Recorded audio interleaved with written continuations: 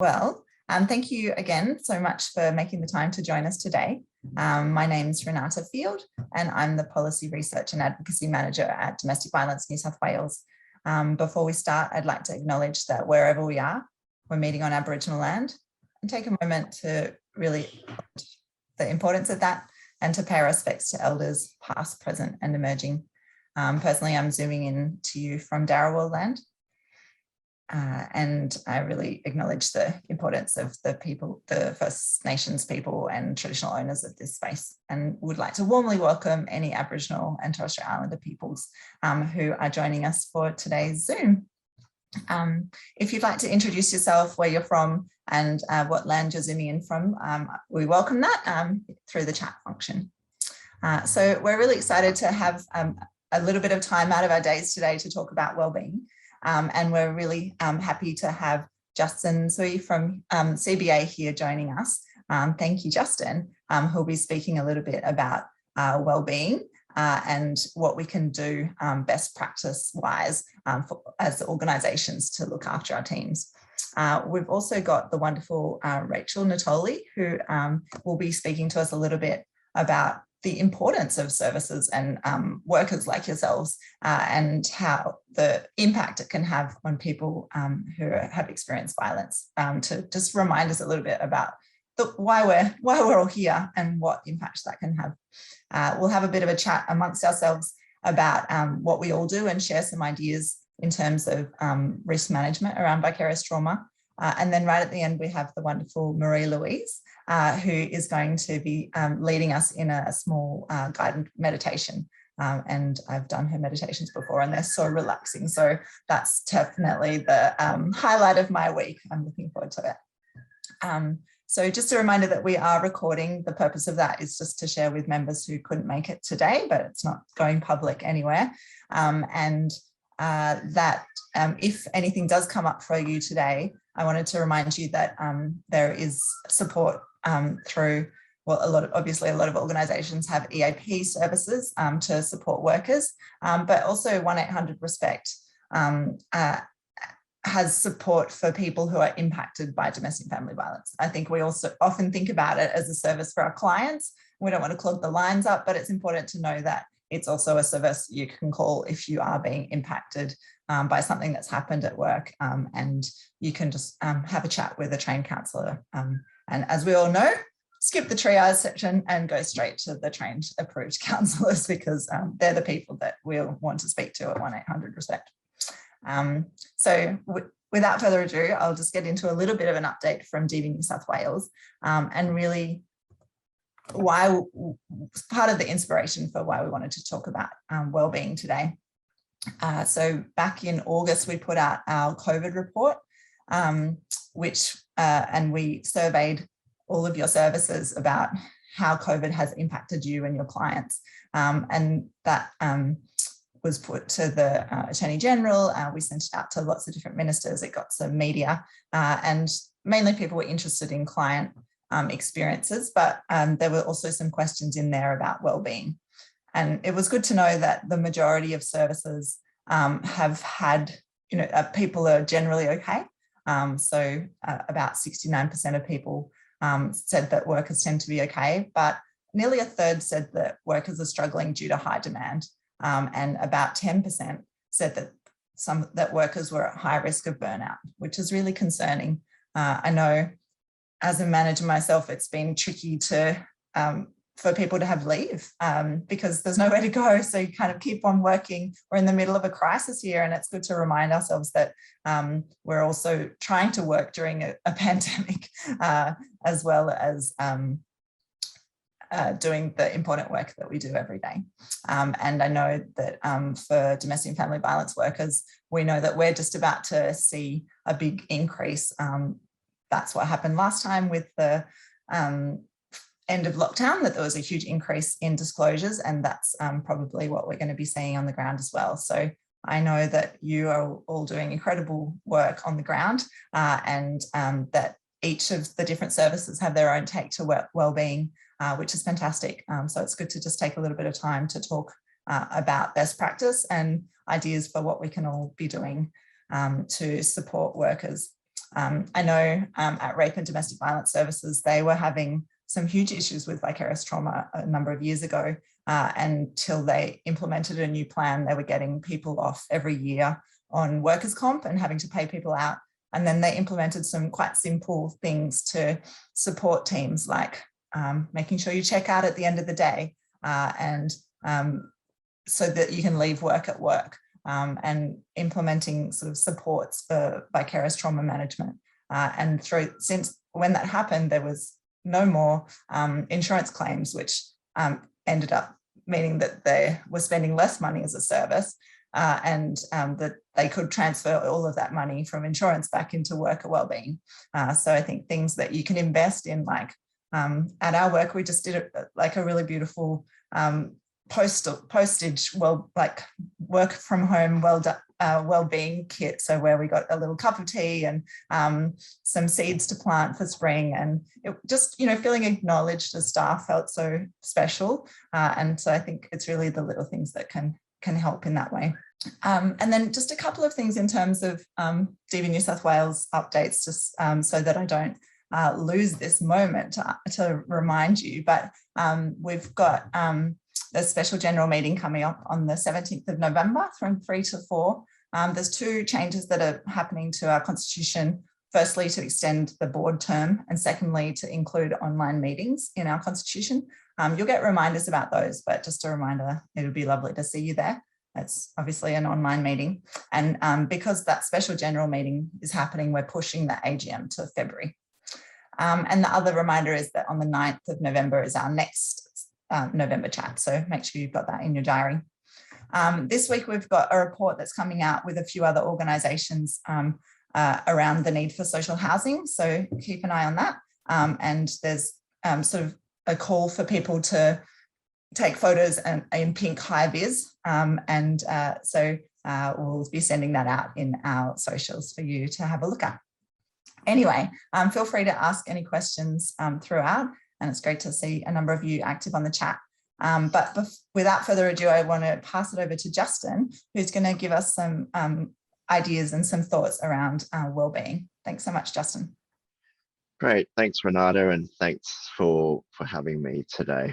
I really wanted to just come along and share with you more broadly what CBA is doing as an organisation, more broadly across the bank and across our staff, as well as what we're doing specifically within my teams to help the well-being of our staff. My name's Justin Tseui. I lead our community and customer vulnerability team, and so my team's really focused around that close engagement with community, obtaining community insights into the work that we're doing here at CBA, and also really focused around how we provide extra care to customers in vulnerable circumstances.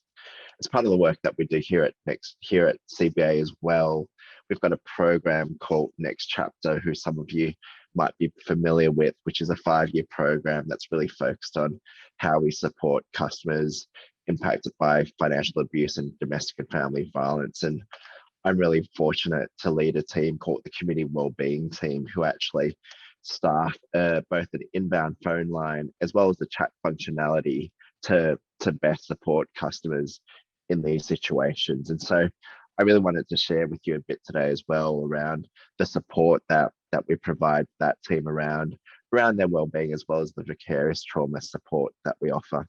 And thanks Renata for sharing that link there.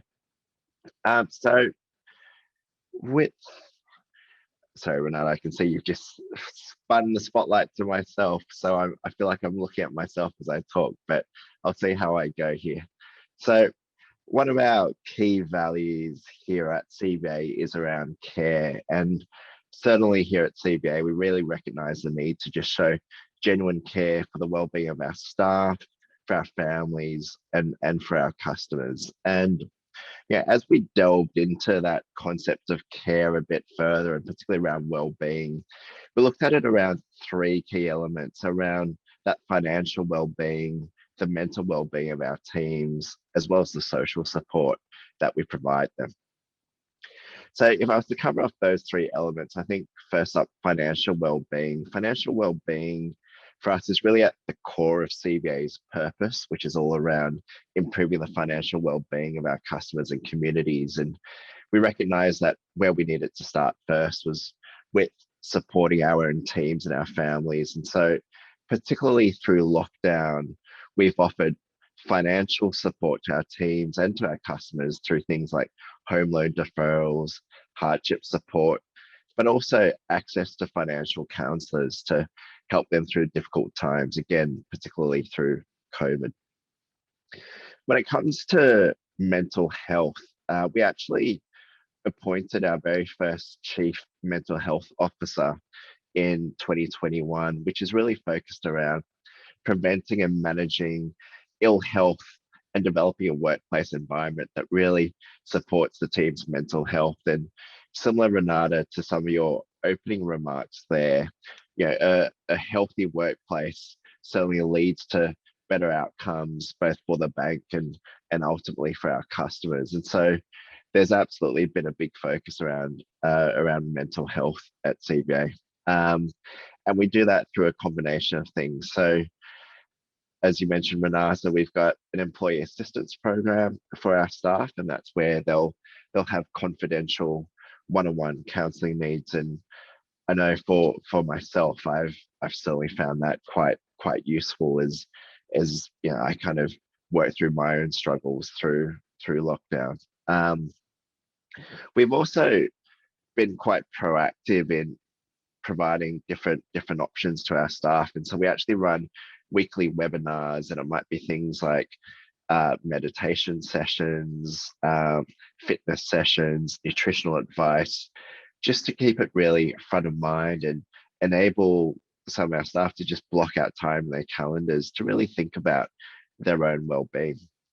And then beyond that, we've actually got a whole section of our intranet where we've loaded up hundreds of articles around well-being, again, be it financial well-being, the mental side of things, as well as the physical side of things, so that people can work through their own mental wellness journey.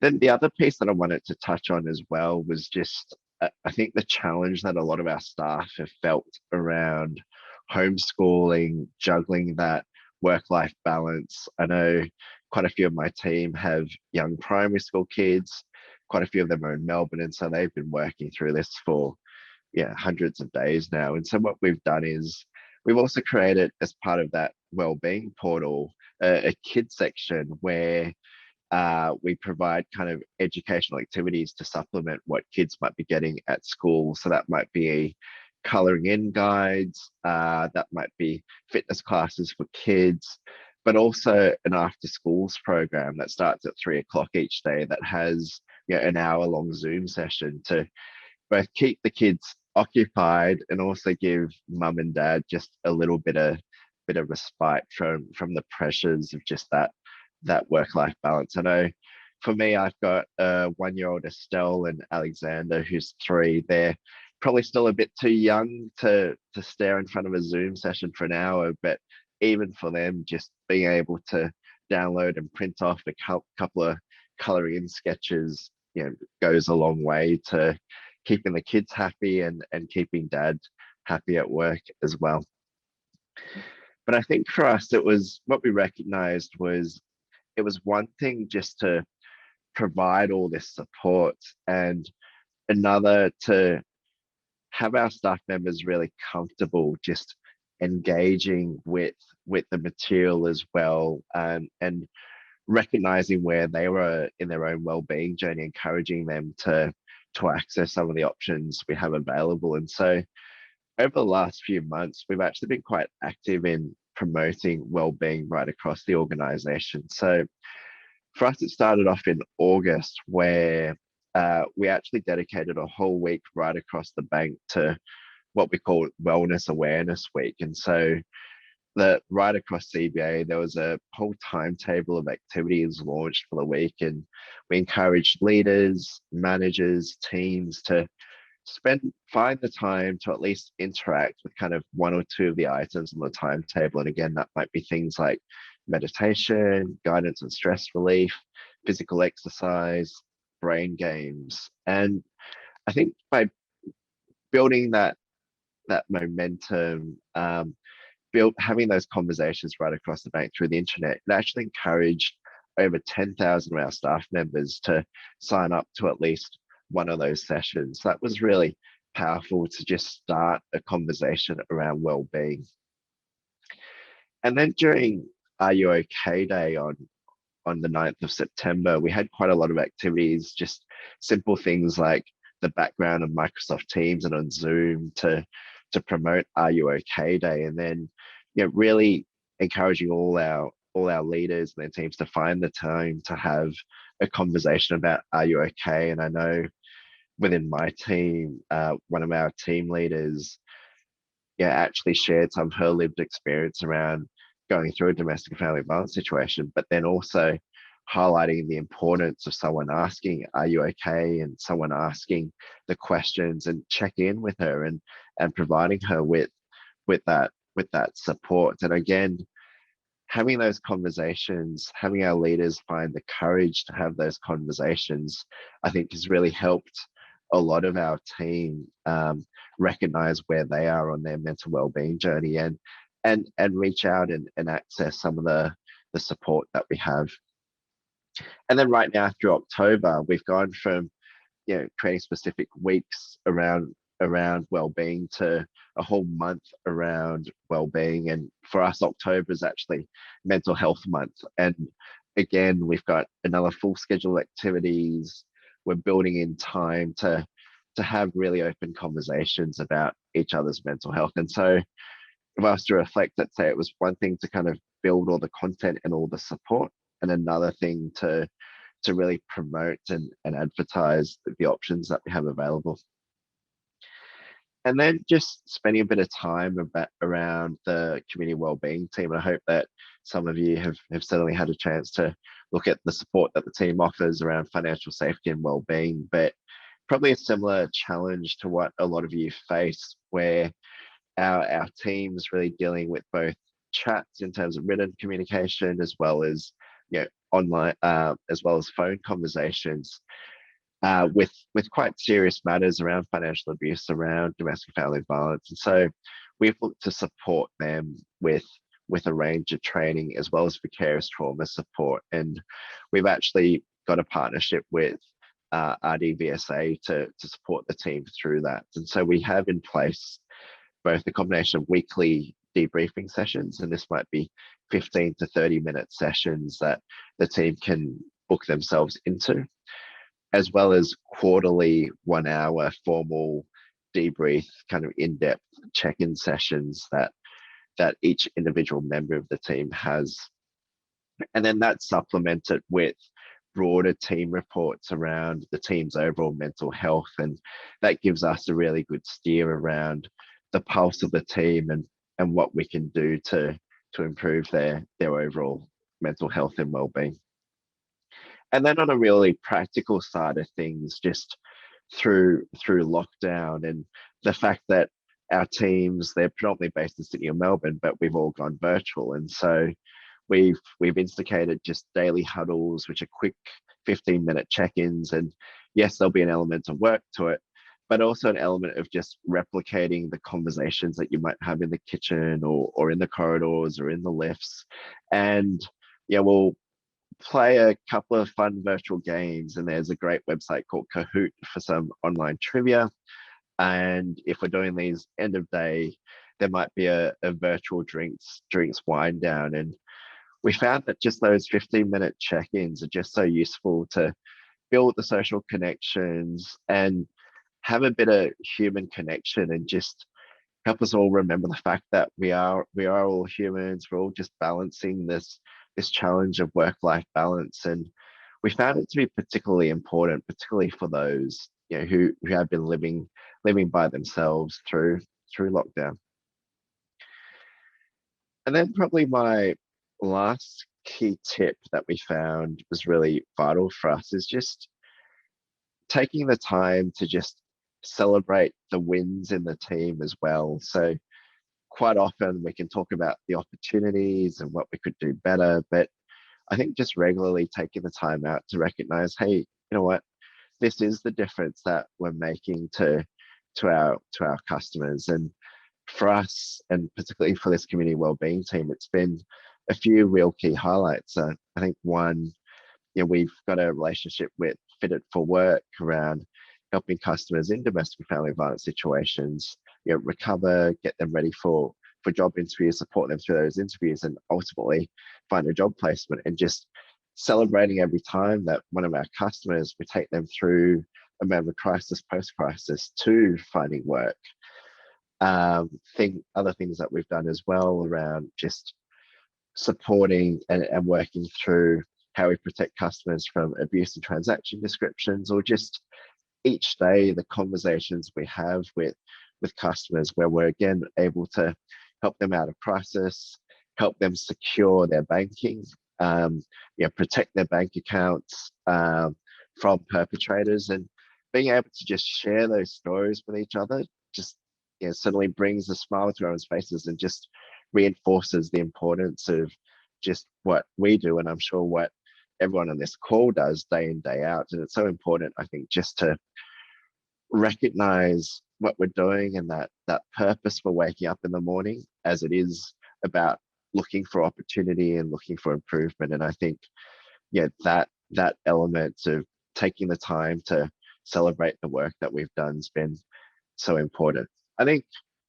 all up though, I'd say, look, there is no silver bullet. There's absolutely members of the team that are going through their own well-being journeys, and they're at different stages of it. But certainly what we can at least do as organizations is set up the right environment to support them, give them the tools that they can use, and make it really acceptable to not necessarily be okay, and have those really open conversations so that we could best support each other through our own wellbeing journeys.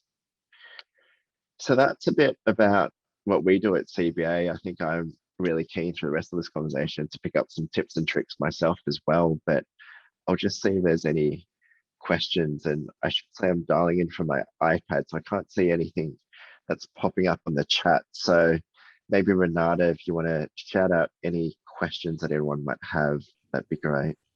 Absolutely. Thanks so much, Justin. It's great to hear from another organisation all the things that you do. And I know Moo, who used to be with us, was really instrumental in supporting CBA in a number of those changes as well. We've got about 5 minutes for questions. If anyone wanted to ask Justin about some of the work that they do in this space, or how that could be implemented in the DV specialist space, there's also, you could just pop it in the chat, put your hand up, or there is a little raise your hand function if you click on reactions.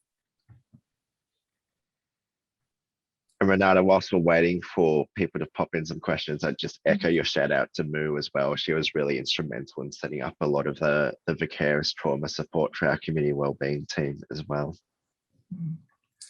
I'm going to ask a question in lieu of others, which is sometimes it can feel like it's taking time out to do these things like end of work drinks, or have the changeover at the end of the shift, and it can feel like I've got too much work to do these things, and I know in our sector people are so swamped, and we really care about our clients, so we're trying to work really hard to support them. I wondered if you had any comments on how you see the work improving, or the well-being of the team improving if you do take time out to do this type of work.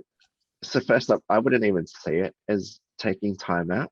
I think for me, it's kind of at the core of what we're doing. And the best way that we can support our customers and our clients is to support ourselves first. And if we're in a good place, then we're in a much better position to support others. And then I think it's about just make it really acceptable and kind of leading from the front. And so I like the comment, fit your own mask first. Absolutely.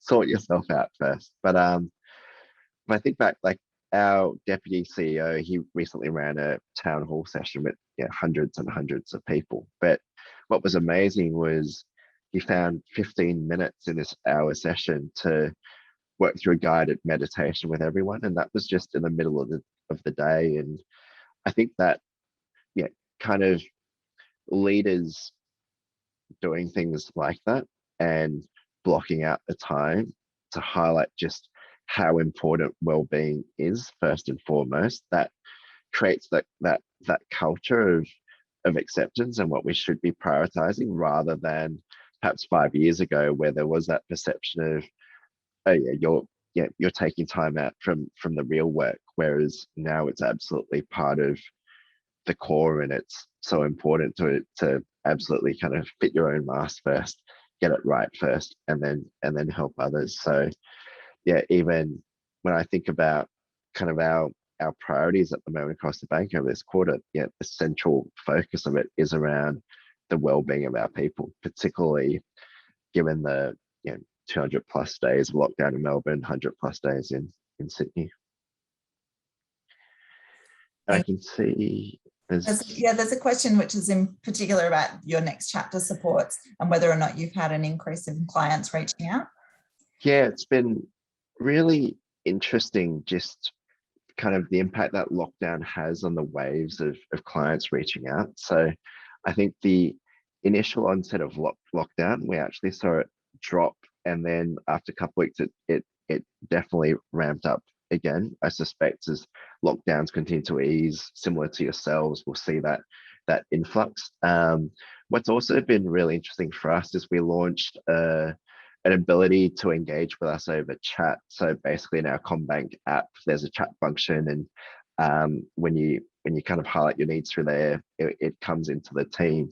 And it was something we started up a few months ago, and we certainly saw the number of customers reaching out through that increase through lockdown, and you could clearly understand why, in terms of people not necessarily having the privacy and the space to pick up the phone and have a phone conversation. But we also saw through the launch of chat as well, just a younger demographic engaging with us through that. And yeah, you sort of take a step back and go, hey, well, that's not really that mind-blowing. But yeah, it was really interesting that the younger demographic found that a much easier way in which to engage with the bank than finding the courage to pick up the phone. And so I think my answer is, it's been interesting seeing the volume fluctuate through with the onset of COVID, but also seeing how customers use different channels, be it phone or chat, to engage with us as well. Thank you. That's really interesting. And it's great to be continuing to work with you and your team at CVA on all the different work that you do in terms of providing supports for people experiencing domestic and family violence. Yeah, and just a quick shout out to, I think, everyone on this call, where whilst we certainly put up on our website that we've got all these services available to customers in these horrible situations, a lot of our customers come to us from services like yourselves, right? And I think for us, it's really about just making sure that we can build awareness around the fact that as a bank, we've also got these options here to support customers with their financial safety and well-being. Thank you so much. So thank you, Justin, for taking the time to chat with us. And it's great to hear from another sector who's doing similar work, but in a different place, about how you manage worker wellbeing. So thanks again for your time. It's great. Great, thank you. So my mind's definitely jumping about with lots of different ideas, and it's great to hear what Justin was up to and their team at CVA.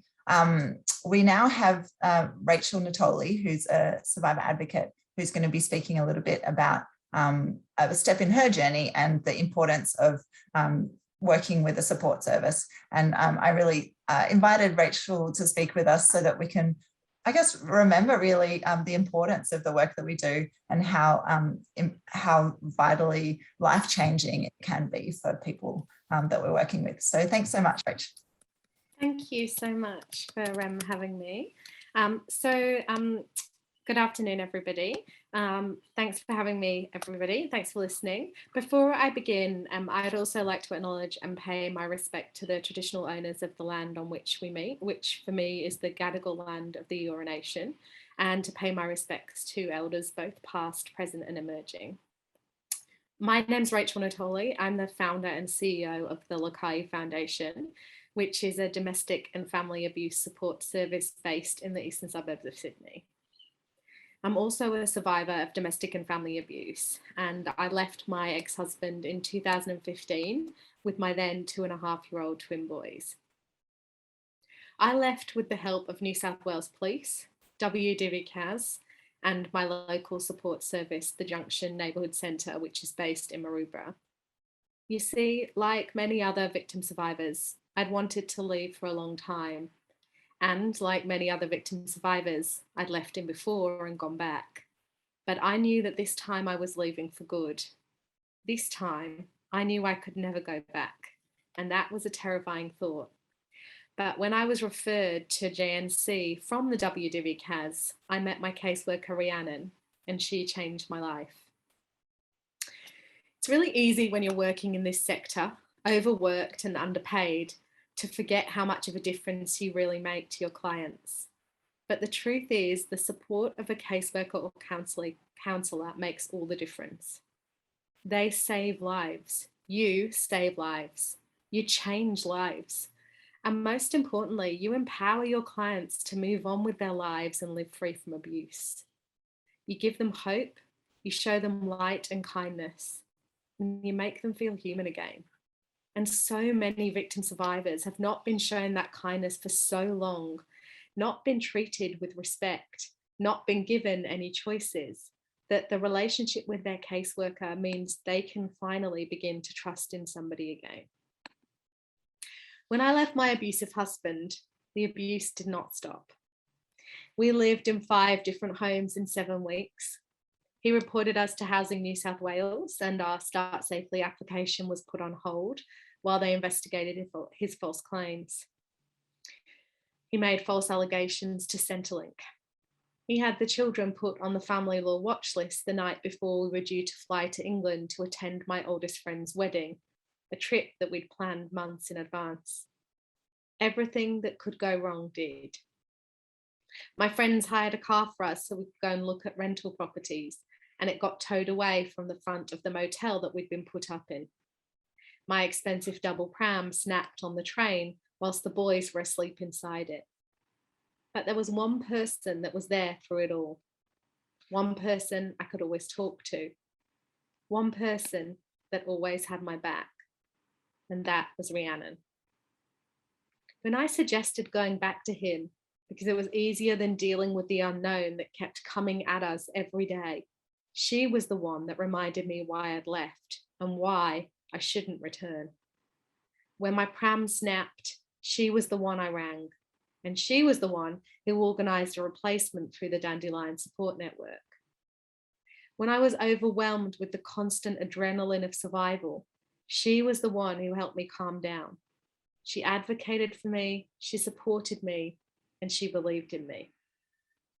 So even though it was me that left that relationship, Rhiannon is the reason that I'm here speaking to you today. She's the reason that me and my children rebuilt our lives. She's the reason I founded the Lakai Foundation. I wanted every victim survivor to have a Rhiannon. I wanted them to know how amazing it felt to have that level of support. I honestly believe that if victim survivors can access a support worker like I did, they can leave sooner and they can leave for good. And even now, 6 years later, I still check in with Rhiannon. There are things I don't want to discuss with anyone else because she knows my story and she held my hand right from the beginning. That bond that was formed, that trust that I have still exists wholly, and I treasure it so much. And yes, I did check in with her before I started speaking today to tell her I was going to embarrass her in front of everybody. And so at the Lakai Foundation, we provide caseworkers to female victim survivors of domestic and family abuse for as long as they need us. And if they have to leave the eastern suburbs for support or affordability or any other reason, they can still stay with their caseworker. And if they leave our service, they know they can always come back, because knowing that you have that support means more than you will ever know. The Lakai caseworkers are a fab team, and despite the challenges of COVID, they work so hard to support our clients and to support each other. And I hope that they know how much I appreciate them as well as their individual clients. So to all the amazing support workers on this call right now, I know that you all keep doing what you're doing because of the difference you know you make. But in your darkest days, when you hit brick walls, when other services fail to provide what your client needs, when you feel you can't advocate any harder than you have, please know how much you mean to your client, even if they aren't in a position to tell you that themselves. You really do make a huge difference. You really do change lives. So thank you for all you have done and for all that you continue to do, because you are all truly valued. Thank you so much, Rachel. Really, it's such a joy to hear from you, and I have goosebumps up my arms at just how important it is to hear from people who are, whose lives are changing because of the work that we're all doing. It's great to see the incredible things that you are doing and giving back to be able to change other people's lives. So thank you so much. Thank you.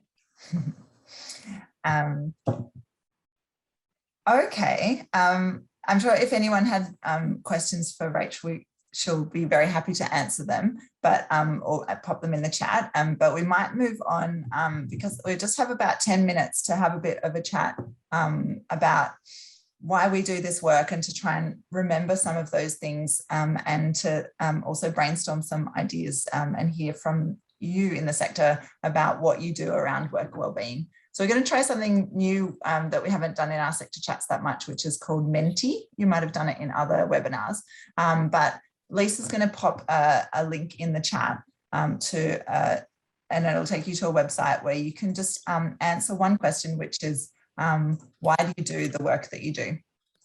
And I think it's really important to take time sometimes to tune back into that.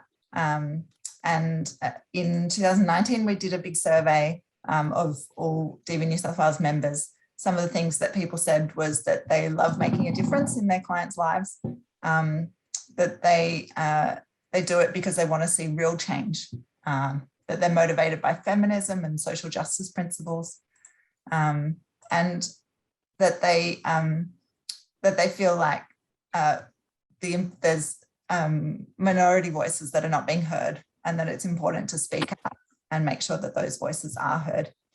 So we'd love to hear a little bit about why you do what you do. So Lisa's popped the link in the Mentimeter, and I can see a couple of people adding to the chat. Lisa, do you want to share your screen?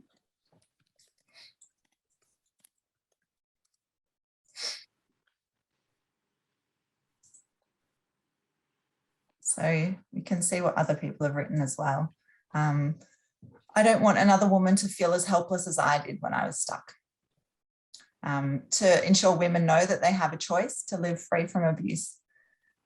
People do this work because they feel that women and children need to be supported and to be able to live safely and without fear. I enjoy seeing women regain the strength that they once had after leaving an abusive relationship. To support and assist women and children, to make a difference and create change, to help people and empower them through their journey, and for social impact. I want it to be a better, different next generation. And someone's also spoken about being part of the solution and about connection and inclusion.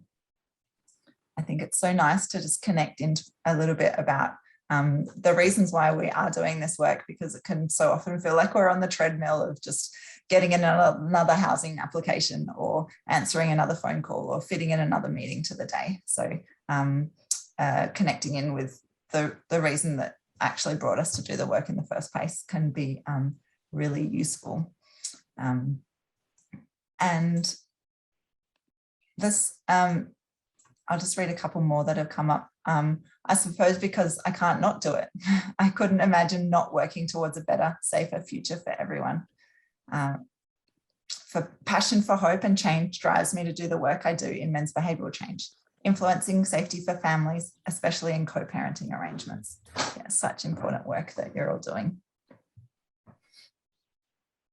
And then the second question is that Lisa will pop a link in the chat for, is about what we do as services to combat vicarious trauma. So Justin gave us a lot of different thoughts and ideas. And if I can upload it, I'll share a great article that I always get my students to read, which was from AXA. It's around feeling heavy and what we do when we resist vicarious trauma. But what I like about the article is that it reminds us to put an organisational lens on it. I think that often workers can feel like it's their fault, that they might be impacted by something, or we can feel like I'm a bit too sensitive, or I'm just not handling the work. But actually, as organisations, we and communities and friends and colleagues, we all have a role to make sure that we're all supported. So I think it's great to hear from other organisations what they do to support wellbeing. So Lisa's just going to pop has popped in the chat a link if you wanted to pop in there anything that your organisations do. But you're also welcome to, oh, Ruby says this is for the previous question. Let's just double check that it's the right one. In terms of sharing what DV New South Wales do, we have a small wellbeing fund, so people can spend that as they like to contribute to their wellbeing, and then you need to make sure with your supervisor that it is contributing. For example, if you're going to you've got a gym membership but you don't ever go, then it's not really helping you to feel better. But if it's your monthly massage and that is contributing to wellbeing, then that's fantastic.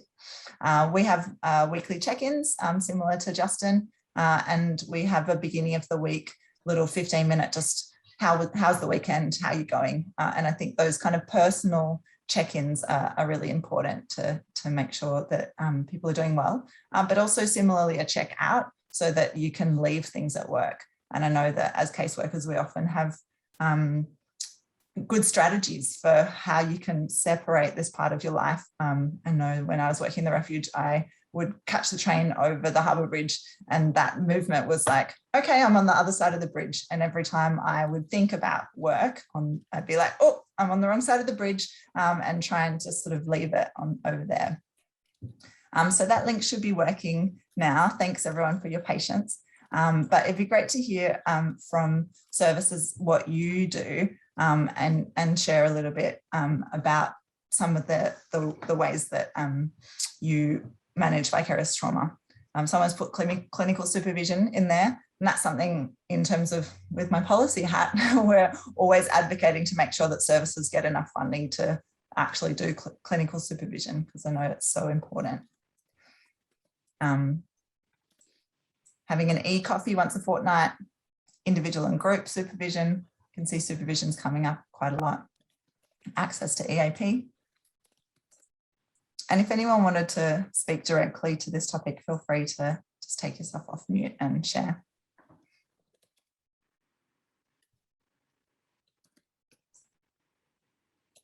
Team catch-ups. Someone's been doing trivia online. That's fun. Regular check-ins, team meetings. I think there's so much to be said for having those spaces where you can connect, hey?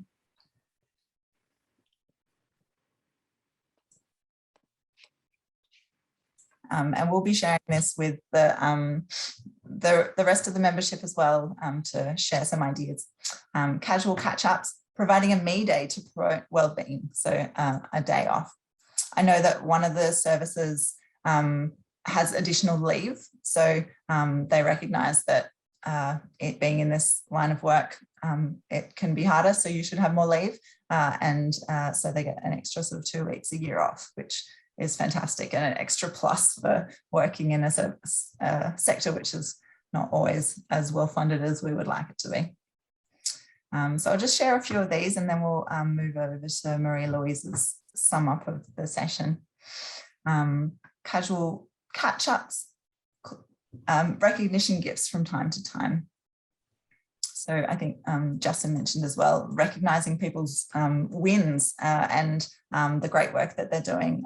Feeling valued is so important, and just recognising, you know, if you got somebody at home, if you were able to get an application in, even though they're so frustrating, if you managed after 5 phone calls to actually get on the line to somebody who's been difficult to contact. Those are all small wins, but they're worth celebrating.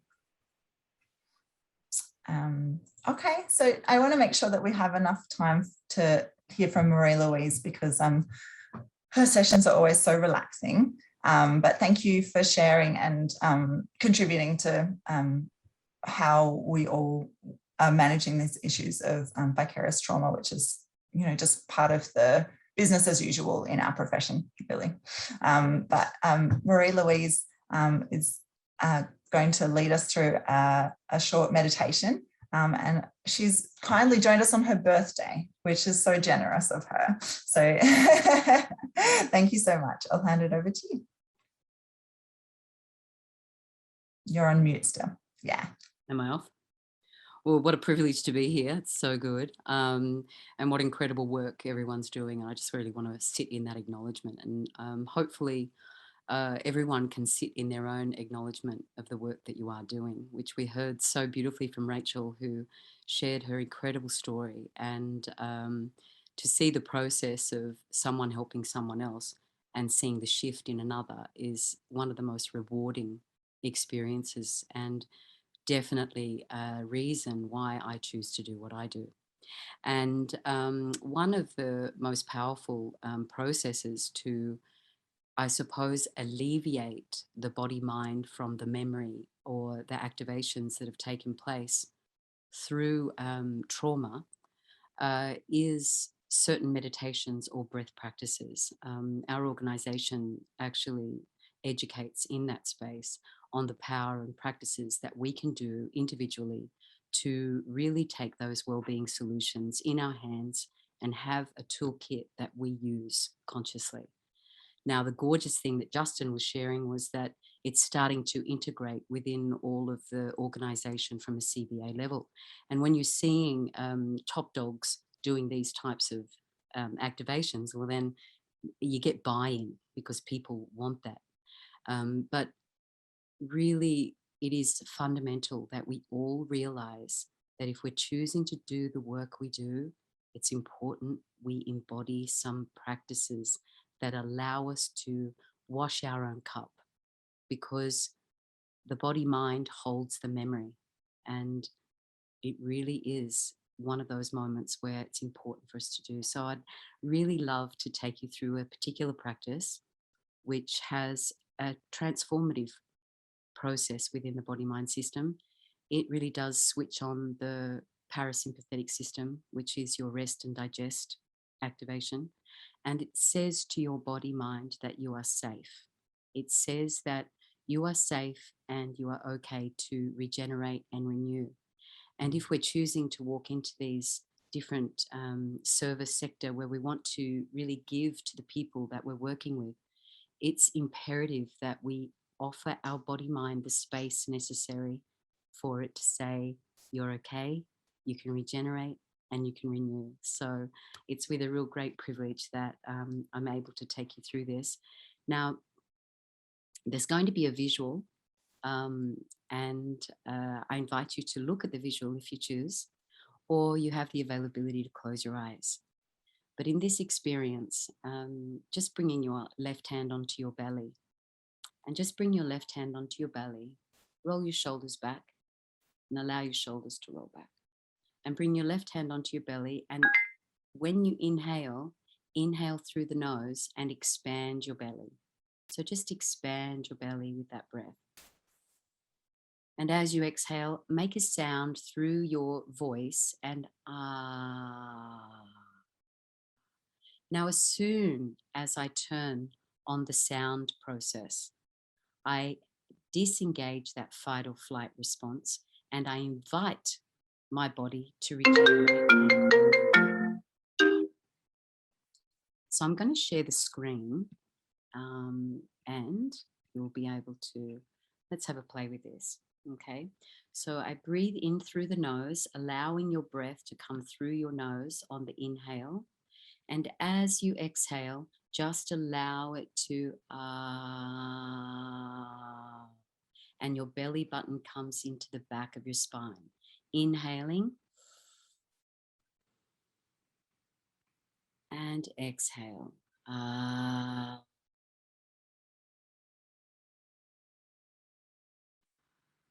Expanding through the belly.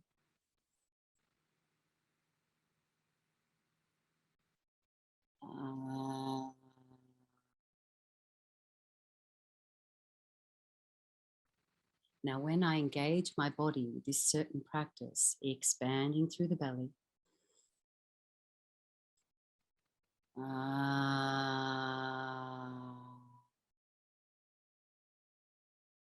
I'm saying to all of the system within my system that you're okay. I switch on the parasympathetic system.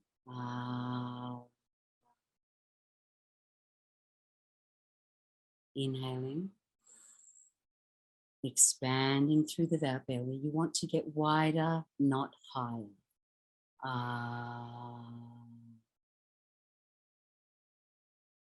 Inhaling through the nose.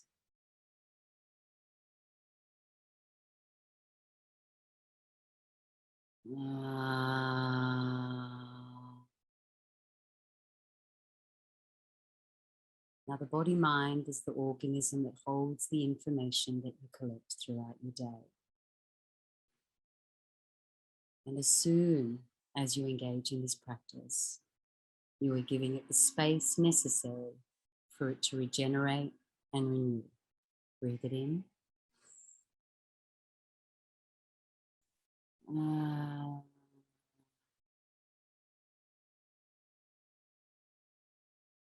You inhale through the nose, expanding your belly.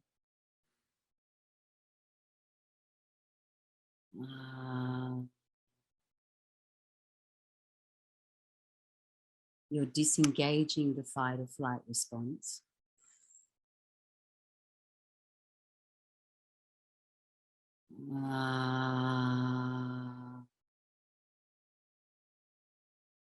You're unhooking from the stories of the mind. You breathe it in.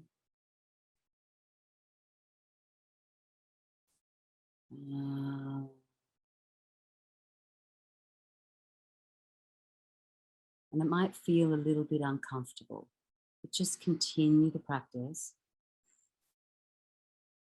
The very intelligence of your body-mind knows exactly what it needs to do. And just exhale, you breathe it in.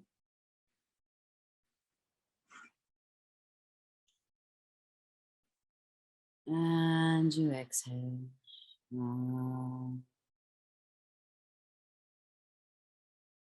You breathe in, expanding your belly. Your mind might want to say to stop, but just allow yourself to come back to the attention of the breath. You breathe it in.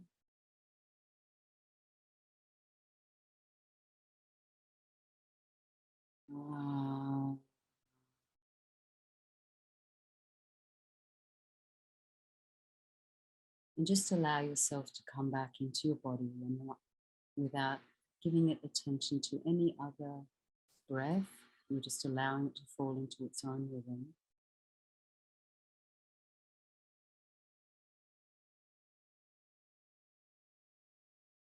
And just know when you're giving yourself the space, you're allowing new space to regenerate so that you can turn up to whatever work it is you choose to do in the best version of yourself.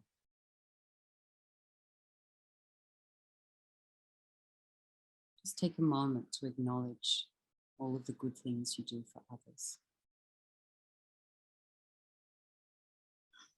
And now bring your awareness to the awareness that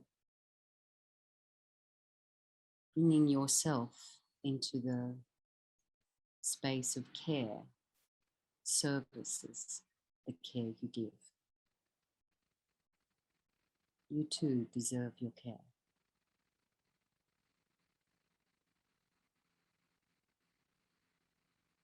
It's not something you can receive outside. It is something that you choose to give to yourself. And just pressing your right big toe into the earth and your left big toe. Just bring your awareness to where your bottom touches the chair. Maybe it's the air that touches your skin.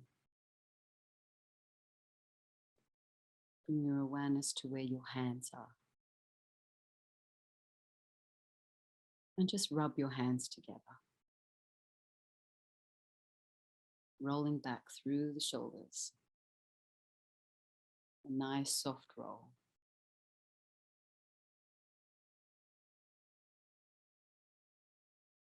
Giving yourself a smile. And in your own time, you can open your eyes softly. Acknowledging the space that not only you give to others, but the space you've given to yourself. Give yourself a smile. Oh, thank you so much. Great. So lovely. I know that, in DV services, a lot of us do kind of suggest mindfulness things to our clients, but taking the time to do it together as well and be mindful, like, what I'm thirsty. Yeah. I Let's just take think a a moment. pretty cool note to note too is that when you do activate through the space of breath, it can erupt or actually allow process to happen. And process is when we release the trauma from the skin. And that requires then, so you've given yourself space. And so that's why sometimes after a bit of space, you might want to cry or you might want to laugh a lot or, you know, and that's okay too. But it's just knowing that having the drink of water just really does support the process as well. But you're giving yourself space to untangle and unwires. And so any kind of crap that we've held in our body, well, that's when it can fall away. And so that space, and if you can do it as a culture together, I tell you what, you move crap quick and it doesn't need to hold and be held in the skin. And I think that's really important for us to remember that. Thank you. If people haven't read The Body Holds the Score, it's there is significant science that talks about the trauma that we have in our bodies and how important it is to. It is, yeah, it really is. But the body does keep the memory, and you know, I come from a very deep space of embodied trauma, and the experience of releasing that trauma really showed significant states of ancestral twine as well. And it's really a liberating experience, especially when working in the space of service, to be able to no longer be entangled in the mess. And I can highly recommend some incredible things to do. Yeah. Thank you so much. And thank you everyone for taking the time out of your days to share space with all of us. And thank you, Marie-Louise, and happy birthday. Thank you, Rachel. Thank you, Justin. Thank you to Lisa and Maddie who are behind the scenes. And thank you all of you for the incredible work you do.